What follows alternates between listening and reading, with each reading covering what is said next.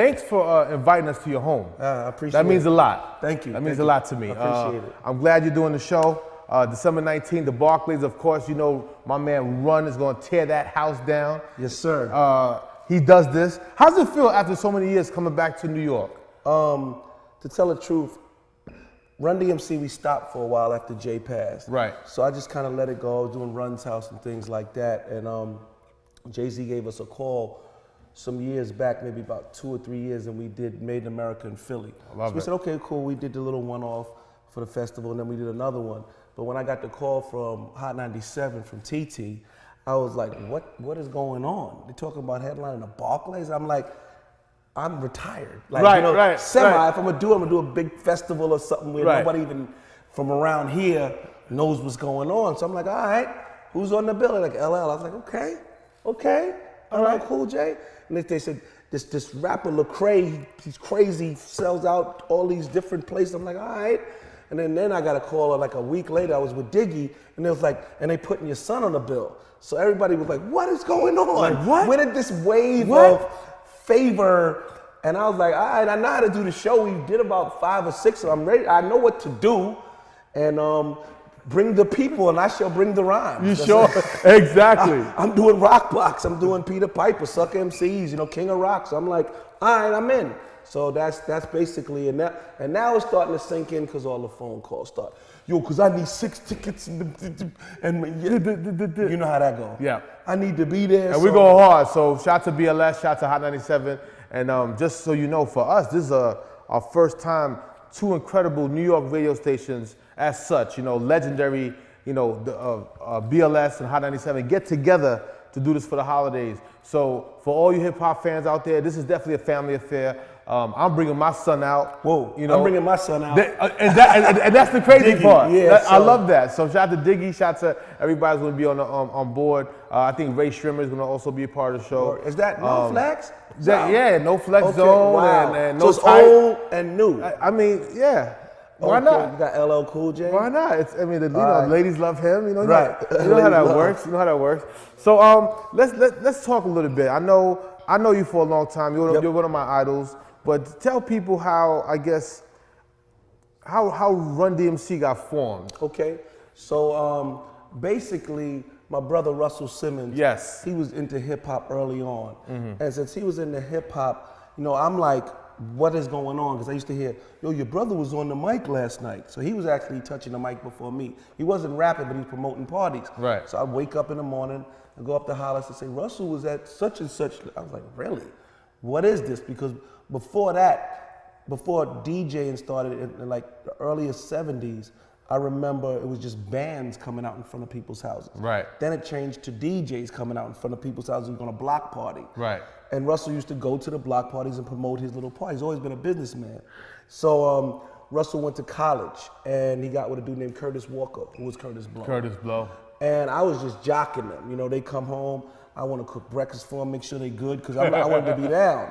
So I was like, yo, what's going on? How could I do this?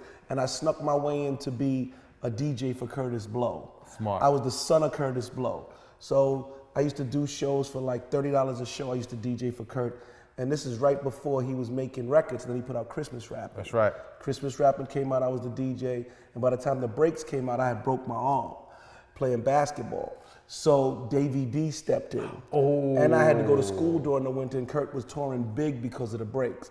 So I got with my man DMC, we went to St. Pascal's together in Hollis. Right. So when I got with him, I kept nagging Russell because Davey already had my job, you know, Davey DMX. That's right. Davey D, You are the best. Right. Right. So he had my job, and I was like, me and D got something, and they were looking at us, Larry Smith and Russell, and they put together a demo tape called It's Like That, and that's the way it is. We took it to Profile Records, and it was over. Done deal. Done. And we found Jam Master Jay was from Hollis, and I kept telling him every day, yo, me and this dude named Daryl, we got a record company, we want you to be the DJ.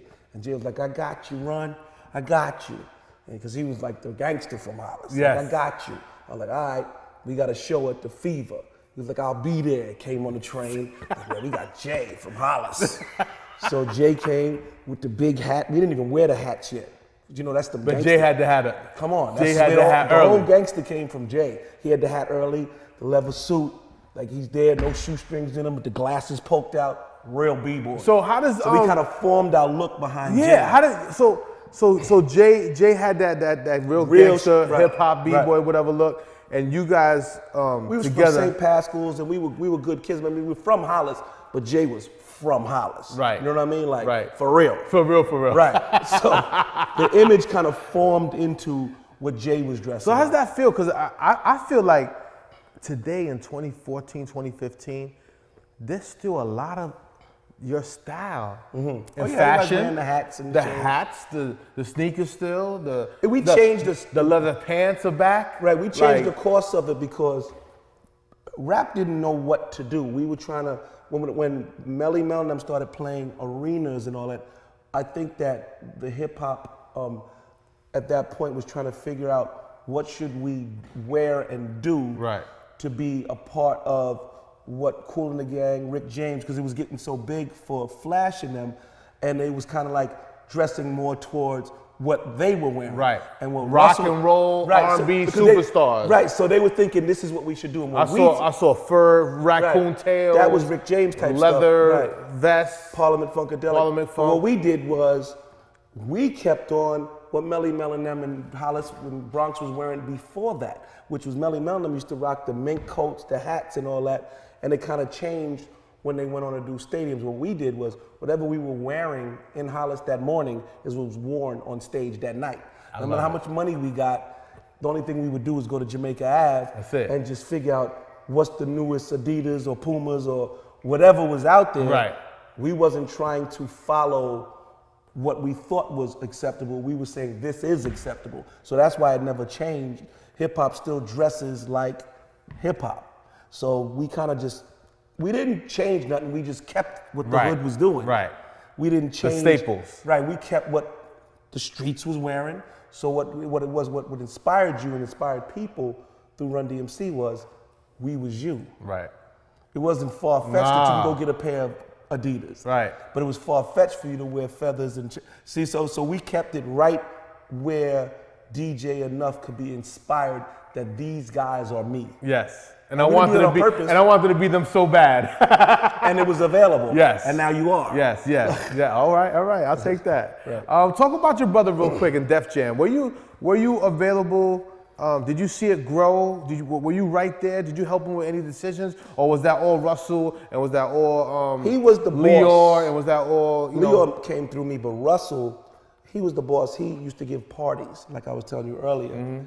And the parties that he gave, me and D used to just give out the flyers for him. Before rap records were made, it'd be in my attic, there'd be a bunch of flyers. I'd take an armful of them, he'd give us $20.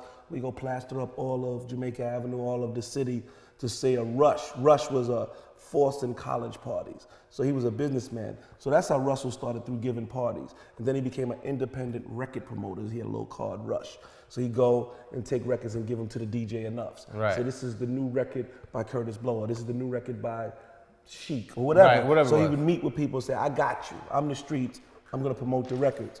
And that's how Russell got started. He went from a party promoter to the guy that gives you the records, to putting out Curtis Blow, Run DMC, LL Beastie, and he just kept going, and he sold all those companies. How much or how real was the movie Crush Groove? I mean, was that the story? Yeah. How much of that was real? How much of it was, played? None of that was real. Let me think. None of the storyline was real. I had no problems with no other dude. I didn't know Sheila E. Nothing. The only thing that was real was my moves. I was being me with a script. Okay. So what made you believe it was me? My father was in it, and Russell was my brother, and all this stuff, but none of it. It was very real. Like, we thought that was it. Nah, that wasn't my white Cadillac, but that's how I would park my car. I was, when I was sitting there, Shirley told me, we champagne and come on. I was keeping my street in me because I knew what y'all needed to see. Right. Again, keeping it hood no matter what. And that's the thing that people mess up on sometimes. They let people that are outside of what they do control what they do, unlike Tyler Perry, who does what he wants to do. Right. When you don't do what you want to do, you end up compromising the vision. I heard Martin Lawrence, when he made that TV show we love it so much, he does what he wants to do. Right. So he had to keep chopping down the producers like, easy. That's corny. We want to do what we want to do. Right, so when you give that power away, you lose what you really are. So I've never given that power away. And you're still working right now. You got a couple of TV shows you're doing right now? Run's House was what I wanted to do. I was Right. like, we don't need to be ratchet. Right. We don't do that. And it worked. No, but that was my life. I was grown, Right. became a rev, and I was like, how's that gonna work on MTV? I'm like, this is my family. Right. We're grown. Well, I'm grown. This is what I'm doing now. I'm a reverend. I'm just gonna show you my happy life. Right. And urban, black people, we're gonna look good, and, Right. and you're gonna know it's the truth. Anything else would be a lie. I didn't have a ratchet going on. I was grown. No, you know? that's it. So again, did what I wanted to do. I had Russell saying, let the man do what he wants to do. Yeah, I'm gonna send emails from a tub. That's what I do. I love it. So it's like, you're gonna give me some bubbles. I wanna be authentic, because you can That's it. smell. Yeah. People like, we don't believe you. Even in the first season, I was putting my little old school album out. I'm making it myself. I might not be able to compete with what's going on, and I'm not gonna try. Right. I'm gonna give you an old school album. So I even put that into the episode. So you was like, this dude is at least keeping it real. Right. And then you're able to connect with somebody that's not lying. That's it. How close were you to some of your label mates at the time? Beastie Boys, Cool J. What was the relationship like? It was more of a management thing, because we were on Profile. It was and Rush. on Def Jam, It was right? Rush, right? Right. So they were all coming up under us. They were LL came as a result of Run DMC to find Russell and Rick. Right. The Beasties were connected with Rick Rubin, and they just kind of connected. So we toured together, so we was cool. Some nights I wouldn't even stay on my own tour bus. I would go on a tour bus with the Beastie Boys. I stayed with them. That'd be fun for me. Like, yo, I'm gonna leave staying on our bus. So that was real fun, just knowing that freedom at 19, 20 years old to just moving around without, just on the road. So that was cool. And LL Cool J came. He was from Farmers, and he'd be in the, the hallway. We're like, what up, L? So we was really cool. What were these cities like, when you first touched down in Atlanta, when you first touched down in LA and Chicago and Texas, not the same cities that, they're not the same cities that they are now. They were different. Well, they hadn't made their hip hop move yet. So they were just like, wow, wow. We had a hit record on the radio where they was just like that, Sucker MC. So it was new to us, because rap was just breaking, and it was new to them, and they were like coming out.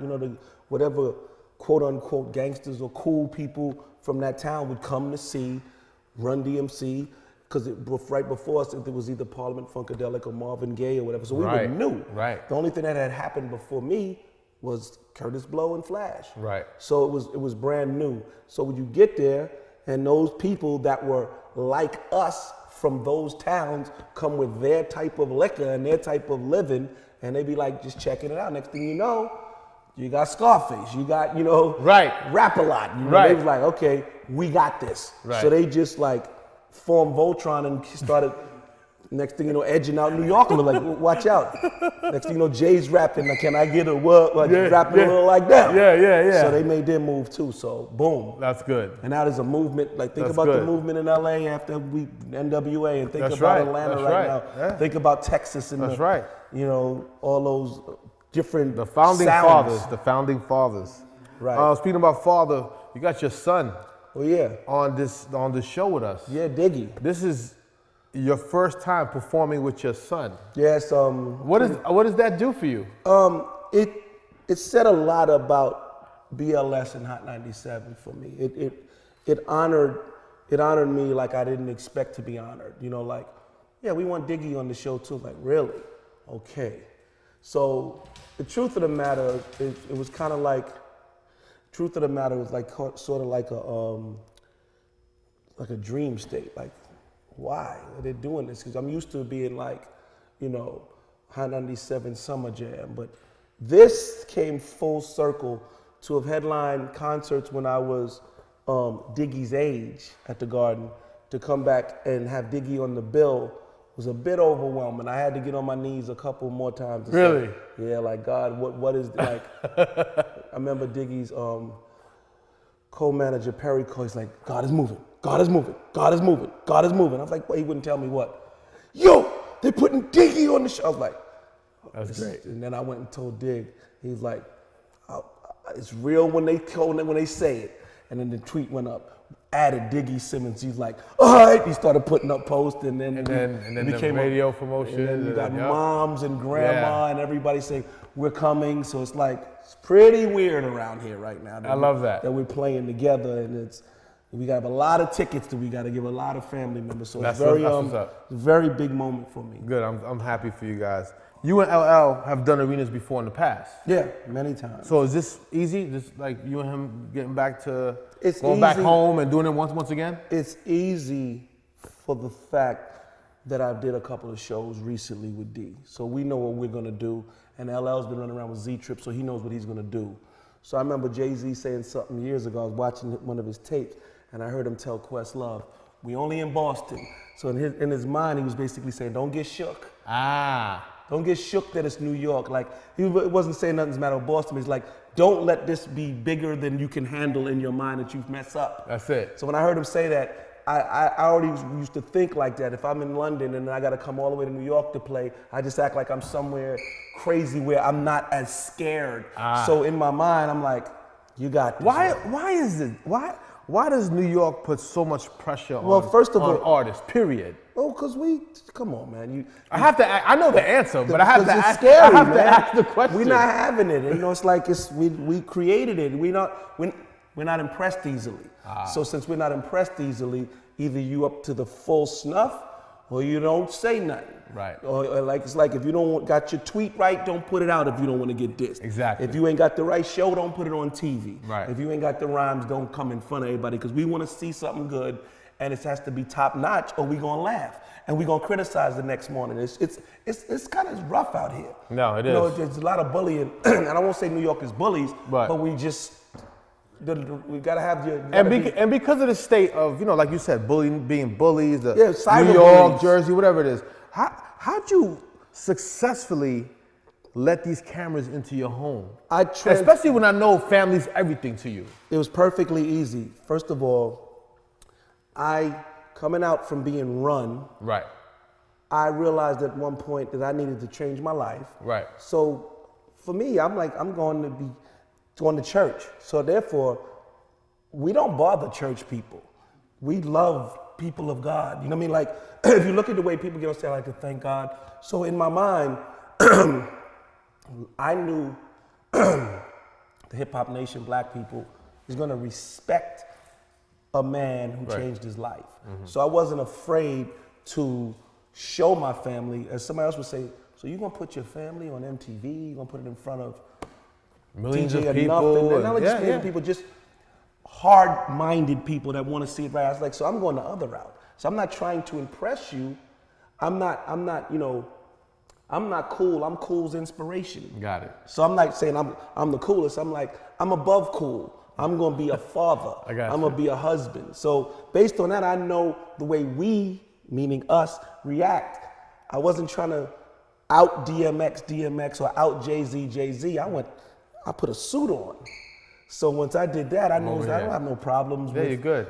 So putting it on, I was like, okay, we love this. But what they didn't know, what people didn't know, whether it was the suit and ties, like, how are you gonna come so soft and get such a big impact? I was like, I got this, because it was wisdom to know that I couldn't out hard the new rappers. And that part I understand, and I get it, but that's for you individually as being a father yourself. But I knew what we liked as people. But now, social media is taking over everything, right? I've been offered shows on VH1. No, I get it. I'm explaining to you. How do you keep my family safe? How do you protect Diggy? Angela, how do you protect JoJo from all the harsh things maybe the internet says, or all the harsh things that are on first of all, social media? It's a good question. Because that has to bother you. No, first of all, here's what I do. With Angela, Diggy, with most of us in this household, I just try to keep it to a place where I'm not putting myself in that type of exposure. I have 2 shows. 100%.